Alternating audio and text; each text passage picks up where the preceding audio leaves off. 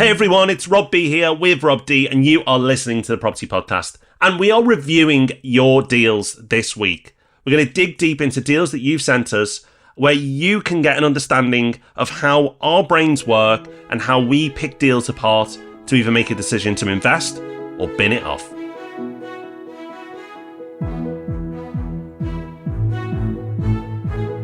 Yes, welcome to the podcast. Thank you for joining us. In case you don't know, we run a company that buys over £100 million worth of property per year for our clients. You can find out about that at propertyhub.net/invest. So we spend a lot of time looking at property deals, but today we're going to be looking at your property deals. Our opinions on three very different opportunities coming up. So stick around because there's a lot to learn from the process we're going to go through. It's time for our new story of the week now, and Zoopla have put out some research that suggests that owning a period property is more expensive to upkeep than a non-period property. It's something we've been actually saying on the podcast for a long time, but it is pleasing to see it backed up by data now rather than just our opinion. Of course, it makes sense that properties that are period properties that are beautiful but expensive to run. So do they work as a buy-to-let? Maybe. I'd say the upside is that the capital growth potential of those types of homes is strong, but the net return that you get each and every year is eroded because of the upkeep. So it's not to say don't invest in period properties, but of course beware that it's not all upside, and like with any investment, there are pros and cons. And as the data shows in our news story, that upkeep on these type of properties is more expensive, so it's a bit of a con. If you want to read all the detail, we'll link to the news article in the show notes. Today, we're looking at listener deals. We asked you to send in deals that you're considering buying that you wanted our opinion on, and you did not disappoint us. We're going to look at three deals today, look at the pros, the cons, run the numbers, and at the end, we're going to say which of the three we would choose to buy. And these are instant reactions. We're looking at these for the very first time right now. So, Rob, let's open up deal number one. I'm excited, Rob. Let's do our first deal. And it is in Sheffield. Now, we are genuinely looking at this for the first time live as we record. So the first thing we're going to do is absorb what we've got. But as it's a podcast, it's important to describe what we've got as well because you can't see. So what we have here is an apartment in Sheffield city centre. It's a 2-bed, 1-bath. The asking price is $125,000. More on the asking price in a moment. It's currently tenanted at £795. And Rob, the condition I would describe, looking at it, is fine. It's a basic spec. I would absolutely describe it as basic, but it seems like paint, carpets are relatively new. The bathroom is okay. And outside, the communal areas all look clean and the hallways look clean. It's a good standard basic 2-bed apartment in Sheffield city centre. Is that a fair description? That is entirely fair. This is not the kind of property that's going to get your heart racing. You don't see their photos and immediately go, oh, I want to brag to my mates about this one. It looks fine. But that's okay. We should not be judging investments by excitement. We want to know if it works for us, if it's going to make us some money. So checking off the basics, 2-bedroom apartment, ground floor. Ground floor is interesting. Some people like ground floor, some don't. Maybe you've got some thoughts on that we can come to later. It's tenanted, so clearly there's no chain. It's a flat, so you need to be thinking about cladding. And it says there is an EWS1 certificate in place, so no worries there. The layout all looks very normal. The location, Rob, I don't know Sheffield particularly well. I believe you know it better than I do. But Kelham Island, S3, do you know that location at all? I do. It's an area that's been developed quite a bit over the last few years. It was an area that people maybe wouldn't have wanted to live 10, 20 years ago, but it's an area that's really come on. And I think one of the things we'll have in our favour here, Rob, is when we look at this deal is comparables to get a sense of the pricing. But on pricing, let's start there. Because I, and I'm sure you've still got it, Rob, have a Chrome plugin that tells me what price changes there have been to Rightmove. There's more than one of these extensions. I'm using one called Property Log. It does the job. You can have a look at others. But if you are a property investor, you should absolutely be installing this. It's free. Why would you not do it? You get that extra info that others don't. So I can see this property was listed back in July last year for $130,000. And then a month later, it was dropped to $125,000. Where it's stayed at since. So It has been reduced once by nearly 4%. So an okay price drop, but that might have been that they were too punchy on the initial asking price because it was changed after just a month. Well, it hasn't changed since. So since August last year, it's sat on the market at 125,000.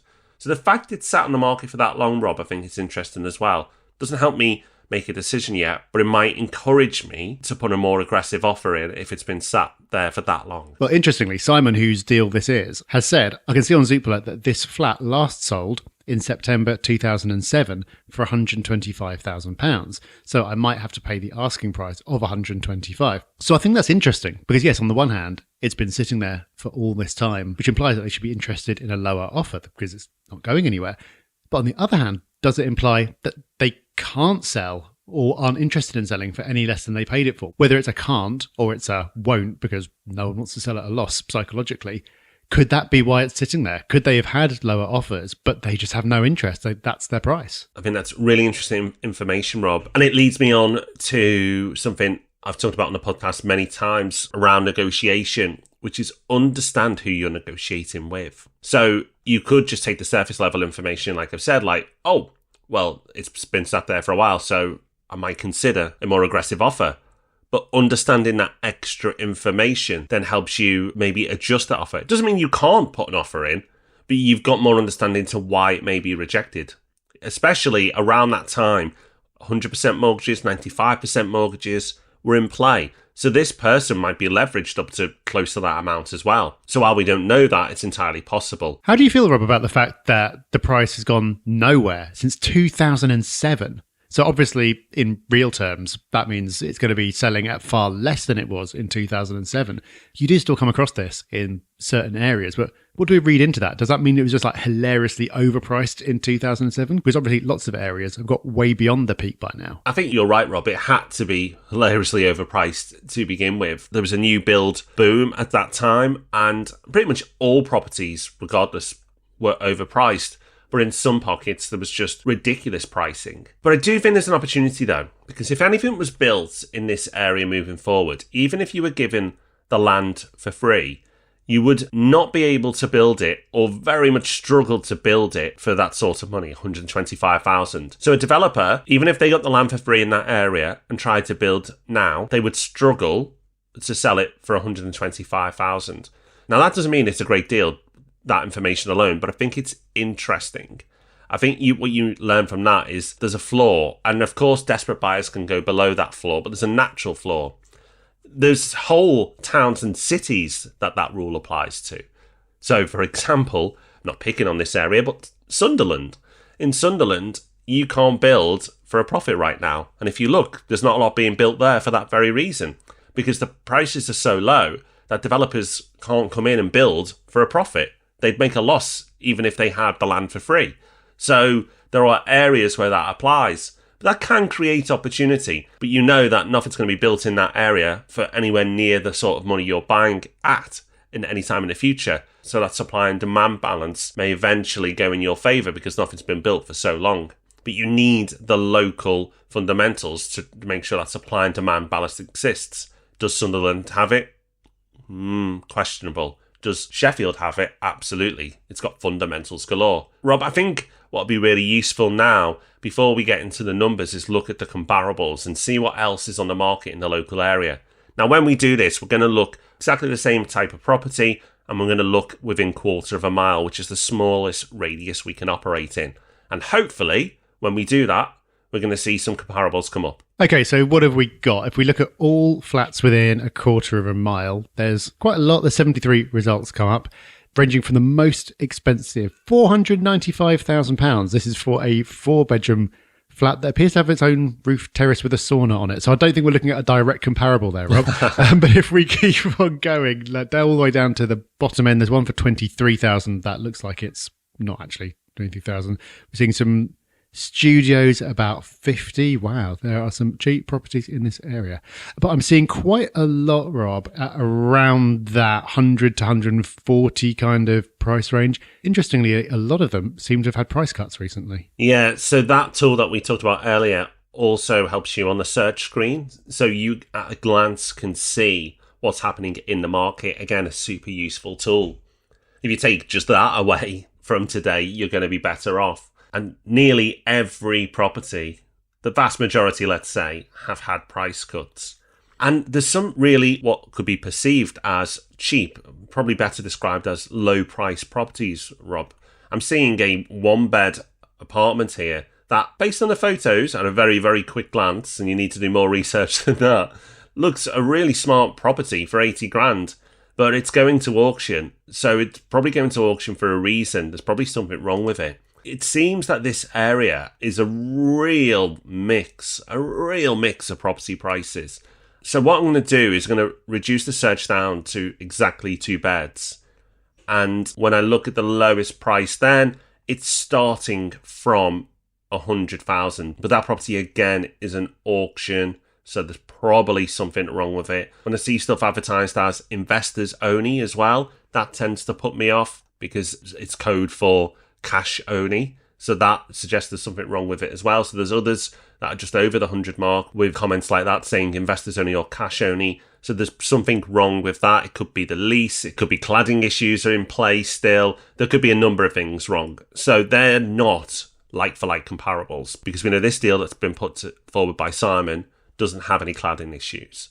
So I'm actually seeing, Rob, that all the way up to 125,000, just because of the experience of looking at so many deals, that most of the properties below that level seem to have a challenge in purchasing it.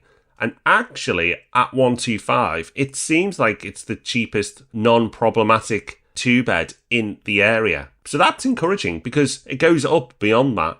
You're then looking at 140, 150, and it goes up and up and up from there. I agree. Now, looking at this, 125 is looking pretty decent value. I'm looking at one now at 110, which in terms of the type of building, the layout, the size, looks pretty similar. But this is a repossession. You can see it's repossession because all the appliances have got that red tape over it. And it says in the description that there is no EWS1 form. So that could be an issue. It also says that the ground rent doubles every 25 years. 25 years isn't bad for ground rent doubling, but can sometimes cause mortgage issues. So you've got a property there that's got multiple issues with it for 110, or you can go and buy Simon's one for 125, none of those problems, and tenants in there, so you're making income from day one. So it's looking pretty good. Also going and looking at sold house prices, and this is hard to interpret because sometimes Rightmove gives you extra information like the number of bedrooms and photos and things like that. On this occasion, there's none of that, so I can see prices all over the map, but it doesn't tell us whether it's a 1, 2 or 3 bed.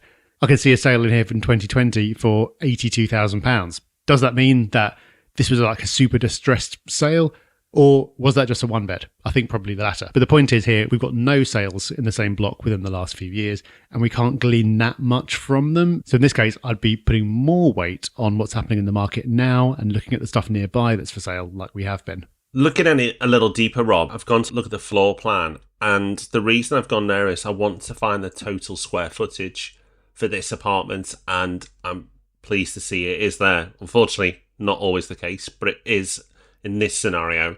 And the total size of this 2-bed apartment is 500 square foot. That's small. Yeah, that is small. That is probably the size of an average 1-bed. A 1-bed apartment, you'd expect to see it around 500 square foot, and a 2-bed, 600 square foot. And really, the way the world's moving, the averages are moving slightly as well. So your average maybe now 550 on stuff that's being built today and 650 for a 2-bed. So at 500 square foot for a 2-bed, an estate agent call it cozy. I'd call it small. This estate agent now seemed to have a particularly strong cup of coffee the morning they put this advert together because they've described it as spacious.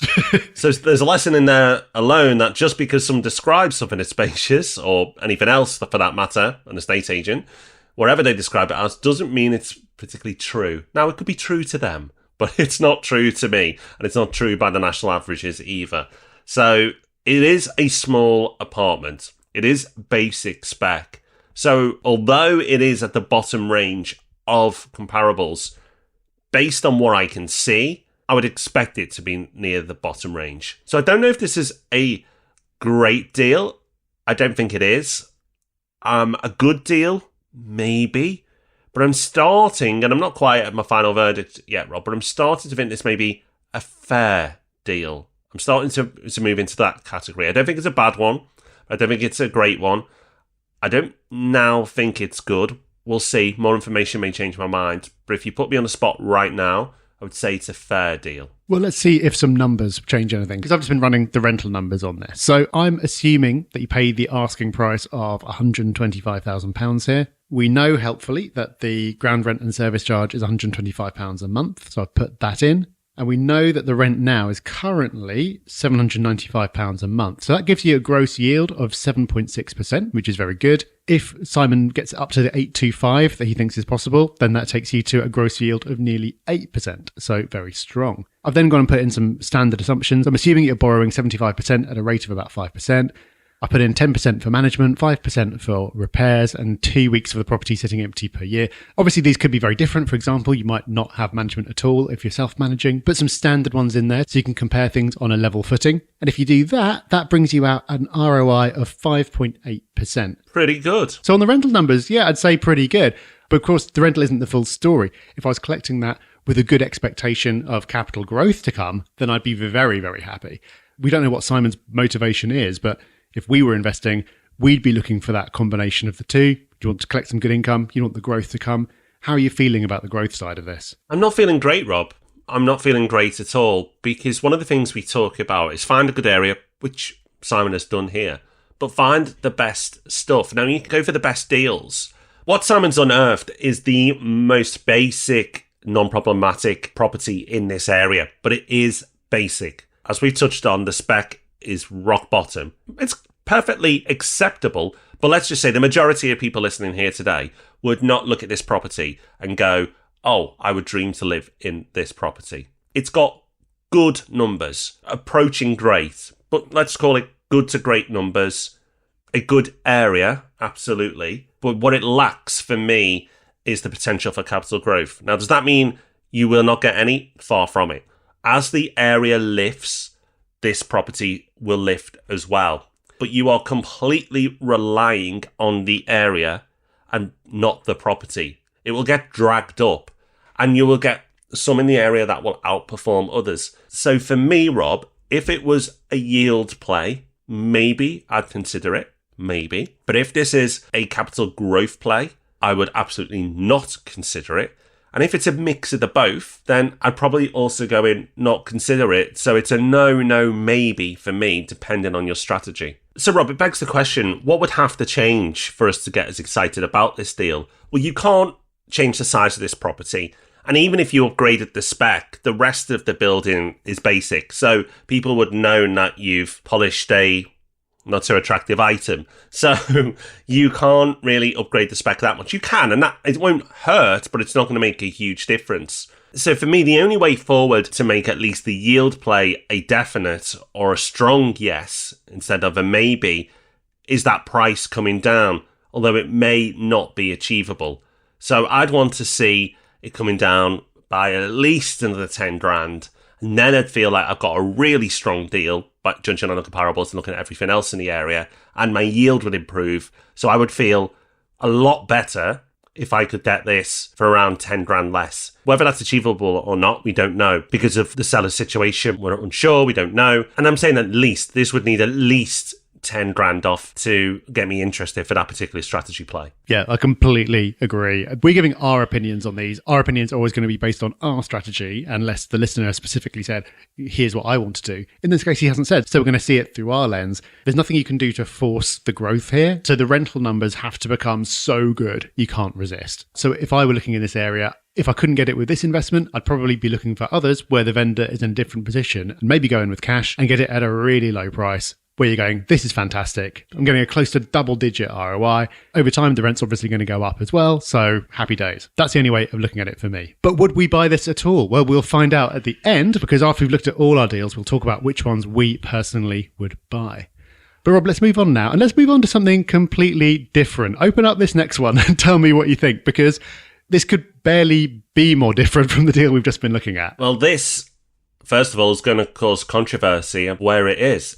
Is it Bath or is it Bath? We will let you, listener, decide. It probably depends on where you reside in the country, on your opinion on where it is. I don't even want to say it because it makes me feel so southern when I say it. I'm very aware of my southernness on the show anyway. So yeah, I'm going to avoid saying this area. You can say I'm probably going to interchange because I'm a northerner in the south and I get picked on by my southern family.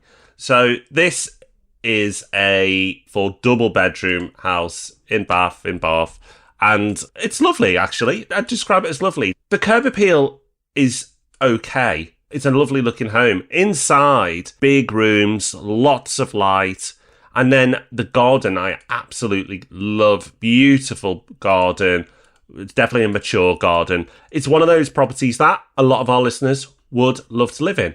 And Rob, I'm not surprised because the asking price of this property is £835,000. So this is an interesting deal. So this deal's been sent in to us by Lily. And Lily wants to get this at quite an aggressive discount.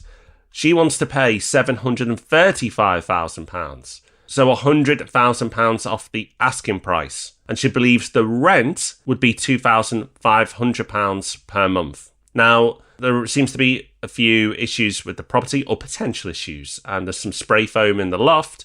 The vendor has no paperwork, and the mortgage lender, because of that, may refuse a mortgage. So like you said, Rob, a very different property to the last one. This is a property that I could absolutely live in. It's lovely. Is it a property I'd invest in? Well, I think we need to dig a bit deeper. It's the kind of property where I look at it, oh, I'd love to live there. Then I realise, actually, no, I absolutely wouldn't. I like living in the city centre, but I'd love to come there on holiday for a week. It looks beautiful, but I'm going to have to go straight to the numbers on this one because you can't ignore that purchase price that you just threw out, asking £835,000. I have never seen a buy-to-let investment work at close to that price. It's just not something that normally happens because generally you can't charge enough rent to make it work. Now you can, of course, get super luxury apartments with very high rents where it does work. But the rent here, Lily said, £2,500. So if you stick that in and use the same assumptions that I did before, that's a gross yield of 3.5%, which would give you a negative ROI of 2%. You'd be losing money every month on this one. If Lily got the purchase price down to the £735,000 that she wants to, you're still in negative territory, still making an ROI of negative nearly 0.9%. That, of course, is very sensitive to the interest rate. So back when you could borrow at 2%, happy days, your ROI is looking great. Even at 4%, it's just about profitable. But my immediate thought here, Rob, is I can see how, as a family home, if you could come in, get it for a chunky discount, not just based on the asking price, based on whatever comparables you could find, you get a discount because of the no paperwork issue. Then there's potential for improvements as well. Then you could force some uplift there. It's the type of property that is going to get capital growth. So as a home, where it's a home with a view to making some money on it, fantastic. But as a pure buy-to-let, purely on the numbers, I'm not seeing it. Yeah, you're right, Rob. I don't have any 4-bedroom detached properties in my portfolio. And it's not because I don't like them. It's normally because the numbers don't work for buy-to-let. They can work, it's just harder to find them to make them work. And I'm not saying I would never invest in a 4-bed detached property. It's just that it is harder to make it work. It's harder to find those properties work. The yield, of course, is terrible, as you've described. So we can carry on looking at comparables and things like that, but this deal just doesn't work. Let's attack this a different way. And let's immediately write this off, because it's not going to work for yield. And because you're losing money on it every month, it's not an asset you should buy for capital growth play either, because you will be losing money while you own it. That doesn't make any sense. So what can this person do? We'll go smaller for a start.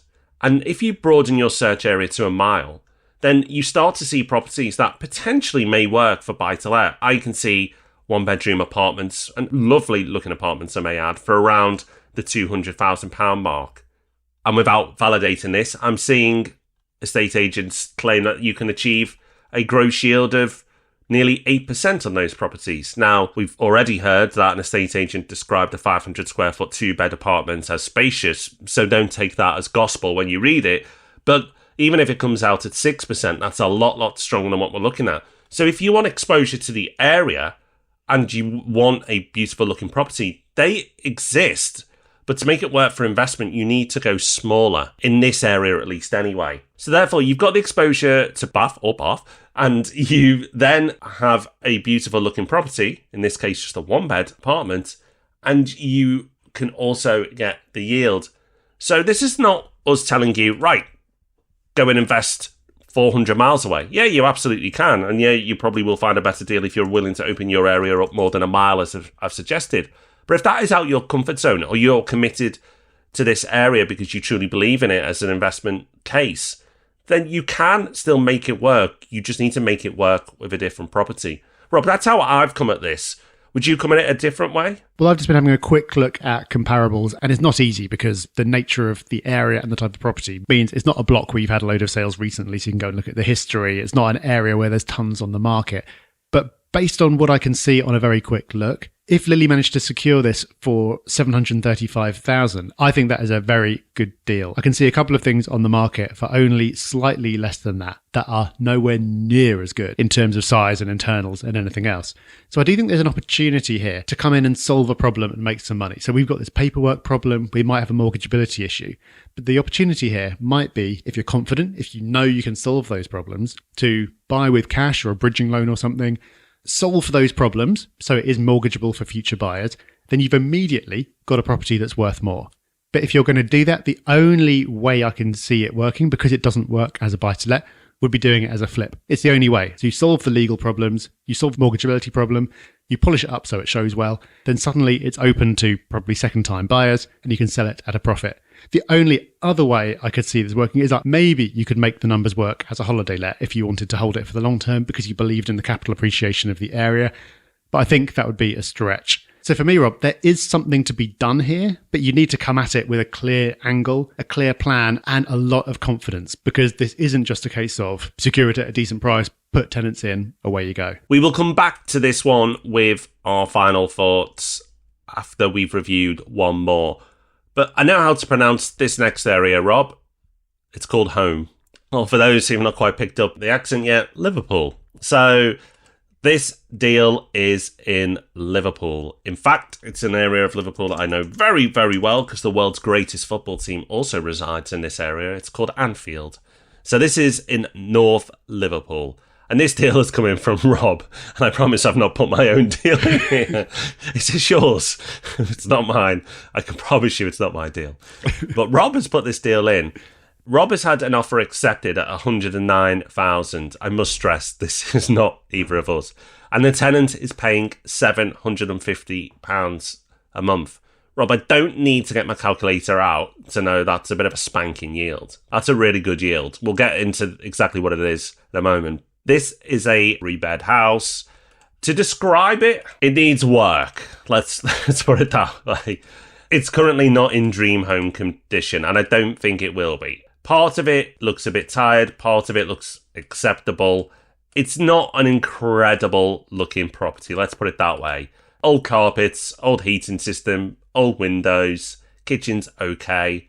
It's got a yard that's overlooked out the back. It's a not wonderful three-bed semi. I think that's fair to say, Rob. I think that is an accurate description. I don't know if you want to be more diplomatic or more harsh, but that is how I would describe it. It's got some quite nice Doric pillars out the front. But yeah, other than that, it's as you say. It's peculiar because the listing photos show it empty, but the description says it's tenanted. And some of the internals look like the flooring is new, but then it's also got scratched up walls and things like that. So I'm trying to figure out what the story is here. Can't quite piece it together. We can come to the numbers in a bit. I've done the numbers. Obviously, you don't need to bust out the calculator to know that this is a very strong return. Let's go and look at the area in general, though. So I'm trying to get a sense of if 109,000, which is the price that's agreed, is good for the area. So the asking price was 115. Rob has had an offer accepted for 109. Based on 30 seconds of research, I'd say that's probably about right. I see another one for offers over 100, which is definitely not in move-in condition. That's going to need at least £10,000 spending on it, probably more. Another one that's asking 120 that looks pretty similar. And if we go and look at sold prices, again, this is based on a very quick glance. I can see another three-bed on the same street, which superficially looks very similar. That sold less than a year ago for 119. So based on that, Rob, I'd say that price is probably, again, good, not great. It's either fair value or a bit better than fair value, but not screaming bargain. No, it's not. And Rob, while you get your calculator out or your spreadsheet out to do your Carol Vorderman bit, let's just talk about the area. Because in the information Rob has given us, he's listed a concern as capital growth. property maintenance and potentially bad tenants as well. And capital growth is the first thing he mentioned. I know this area really, really well, as you'd expect. And I actually know the history of this area in terms of property price performance as well. And I think it's interesting to share. So in the last property cycle, which went all the way up to 2008, property prices in this area didn't really move until the last 5 years of that property cycle. And then they rocketed. They absolutely rocketed. Property prices went from 25, 30,000 to around what they are today, 100,000, in some cases plus, for similar types of properties to this. And you would have felt pretty pleased with yourself if you got in at the 25, 30, and suddenly your properties were up at 100,000. And the reason for that surge late on was the yield. Because this area, North Liverpool, and it's quite a big area, but it's all the areas that surround Anfield. So you've got Tuebrook, you've got Bootle, you've got Anfield itself, you've got Kirkdale. You've got all these areas. It's quite a wide and vast area. They all delivered yields. And towards the end of the cycle, it was hard to make property work from a yield perspective. So the yield attracted investors to this area. And it went on a surge, as I've said. But then, when the market crash came, the lights went on and everyone looked at what they bought. And these areas that I'm describing now were in a worse state than they are today. There has been regeneration. Anfield, Liverpool Football Club has transformed the immediate area there. So when people looked at what they had, they were properties that were run down, basic, that didn't have a lot of people desperate to live in. And property prices plummeted. And they plummeted pretty much back to the 25, 30k mark, 40k maybe. So people were buying in late at 80 to 100, 110, and then saw their property prices pretty much half in value overnight. So what will happen from a capital growth point of view here? I think it will be similar. When we eventually get that property boom, I think areas like this and other areas that have really strong yields will perform very well. But I then think at the end of that cycle, they will perform really badly. So if you are feeling brave and you feel that that may play out and you can time that market and you can time the top of the market and get out in time, then you could do very well. So I'm reluctant to say that these properties won't benefit from capital growth, because I think they will when we eventually hit a property boom, and I think they'll perform very well. The bit that makes me nervous is that you have to get out at the right time as well. So I feel uncomfortable saying you won't get capital growth, because I actually think you will, but not for the fundamentals, which is what normally drives capital growth. And I don't think you'll see much until a property boom kicks in. So I think it will do very little until the market gets really hot. Then you'll see your gains, and then you'll see it have a huge correction afterwards. Now, there may be some people listening to this rubbing their hands and going, opportunity, I'm all in. For me, as a long-term investor that just likes to keep it boring and make steady good gains year after year, it's not something that appeals. But I think by sharing that information, you can make your own mind up. Yeah, that's really helpful. So I've just plugged the numbers in super quickly before we wrap up. As you'd expect, it comes in at an ROI of 10.5%. So very strong. And that's based on the price that Rob's had an offer agreed at, with all the same standard assumptions that I've been using throughout. Actually, as it's a house rather than a flat, I should probably bump up the allowance for repairs a bit. If I double that, it would take it down to about 9%, but still very good. I've really enjoyed this. I've forgotten how much fun it was just looking at property. Don't do as much of this as I used to, but it's been great. And I think my position on this, and pretty confident yours as well, would be, would we rush to buy any of these? No, because none of them fit our particular strategy. But there's none of them where we're looking at them and going, what are you thinking? This is terrible. There's plus points in all of them. Even the one that just flat out doesn't work on the numbers, there's still an opportunity there somewhere. So it really does come down to what your strategy is.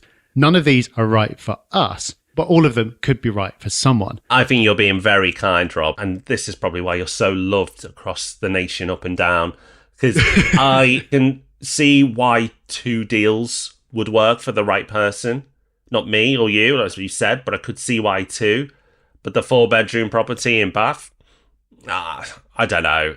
It's a beautiful property, and yes, you can try and squint it and go, well, maybe if you did this, a strategy could work. But the numbers are just so far off.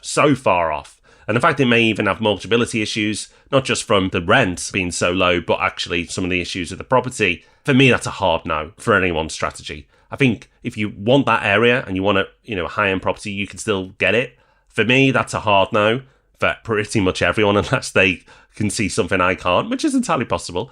But the other two, yeah, I can see a world where it would work for certain types of investors. I can't agree. I think it could be a flip, but it's definitely not a buy and hold. Definitely not. I'm with you on that one. Yeah, if you got it for over 100 grand off, then yes, of course it's a flip. And then you could apply that to any property. If you get a massive amount off on any property, then it becomes a flip. So yes, if you could achieve that, then fair enough. But we obviously don't have that information that it's possible. Yeah, okay. Well, you kind of spoiled what I wanted to do next, but that's fine. Because we said we don't want to buy any of these. But let's pretend we have to buy one of these. So which deal are we going for? So let's say after 3, you have to say Sheffield, which is deal 1, Bath, which is deal 2, or Liverpool, which was deal 3.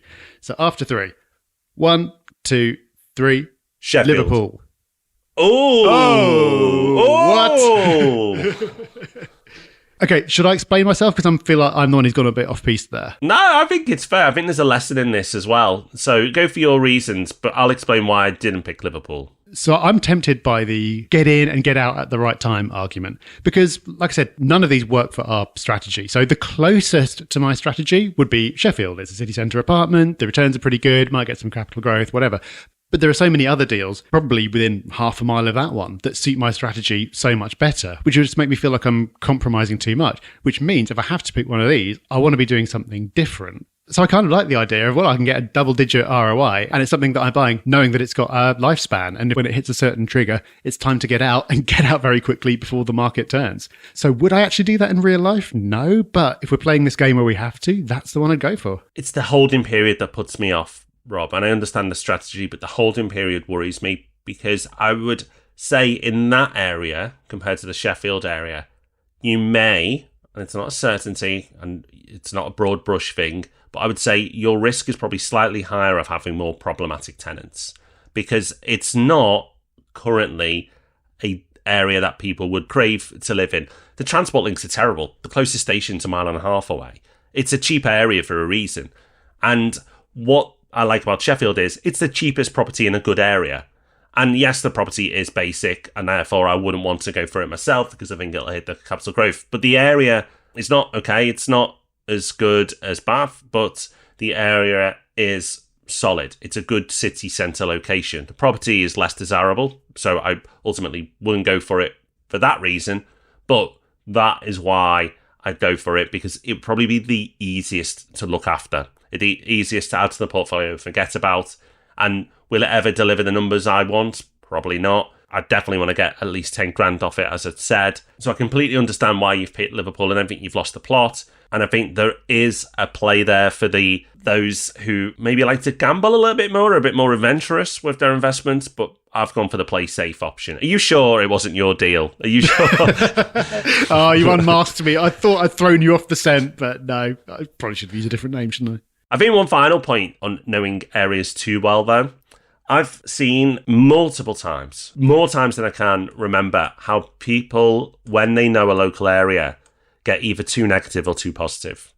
Because when you know an area very, very well, you have stronger opinions than areas you don't know that well. So I know Sheffield reasonably well. I lived there for a few months. I've done multiple deals there over the years. It's an area I know well, but not emotionally well. Whereas Liverpool, I know it emotionally well. I've got family who live close to where this property is. I've walked down those streets nearby. I've been to the stadium that's a mile away multiple times. And my first ever home wasn't too far away from there either. So because of that, there's more emotion tied in. And I find when people invest in their local areas, not always, but enough to make it a pattern that I've seen, people can be too negative on the areas they don't like in their local area and too positive on the areas they do like. It seems to swing both ways. So maybe my bias might be in play there. I'm conscious of the bias and I don't think it is, but I'm going to bring it up as a good lesson because if you're investing in an area that you know very, very well, are you being overly harsh or overly optimistic because you really know it and it means something to you? So if you are doing that, question yourself. Just double check. The quick answer, your brain will say, no, you're not. No, you're not. But just really dig a little deeper. Is there some bias there? Is there a bias to a negative, so you're ruling yourself out of opportunities? Or is there a bias to the positive that's making you look at the opportunity with maybe rose-tinted glasses? just question it, because I think it's a worthwhile thing to do. Great lesson there. And I think loads of great lessons throughout this episode. It's so good to take some of the theory that we often talk about and apply them to real deals. So I think we're going to have to do another episode like this very soon. And thank you to everyone who sent in their deals for scrutiny. Let's move on to Hub Extra now, that part of the show where we try to give you a little bit more. And I've got a little iPhone tip for you today, so sorry, Android people. I used to be one of you. I remember the pain of feeling left out at times like this, but I'm going to do it anyway because this is really cool. So if you're on the iPhone, a trick I learned recently, if you go into Settings, then Accessibility, then Touch, scroll all the way down to the bottom, and you'll see an option called Back Tap. Sounds intriguing. And when you go in here, you can set up certain actions to take place when you either double tap or triple tap the back of your phone. So you can get it to mute or unmute your phone, you can get it to take a screenshot, and you can get it to launch a shortcut. We've talked about shortcuts before, they're super duper useful.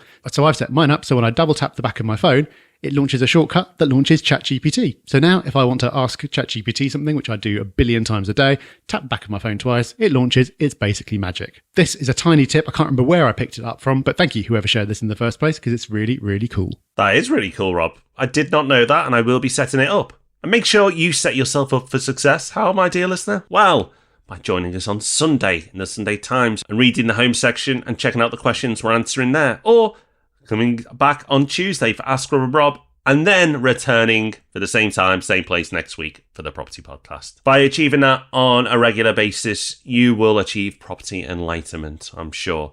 So until that takes place and until that occurs, take care, have fun, bye-bye. Bye-bye.